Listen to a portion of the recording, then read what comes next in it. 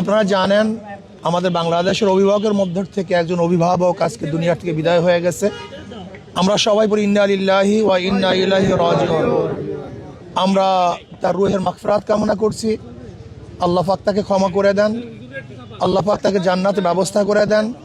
এবং আমরা আজকে আল্লাহর কাছে এই দোয়া করব, তার শূন্যস্থান যেন তার অধীনস্থ প্রতিনিধি যেন পূরণ করেন।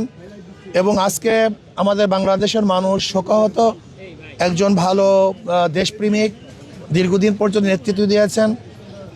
ওনার নেতৃত্বে বিএনপি আজও পর্যন্ত ঐক্যবদ্ধ ছিল। আমরা আশা করি ইনশাআল্লাহ হয়তোবা আরেকজন দেশপ্রেমিক দ্বারা আল্লাহ পাক রব্বুল আলামিন তার বাকি কাজগুলিকে সম্পূর্ণ করার ব্যবস্থা করবেন। কাজে আমরা তার জন্য দোয়া করি, আল্লাহ যেন তার জিন্দিগির সমস্ত পাপ এবং ভুল ত্রুটিগুলি গুনাহ খাতা আল্লাহ পাক ক্ষমা করে দেন। আল্লাহ আমাদের সবাইকে মাফ করে দেন। আলাইনাল বালাগ।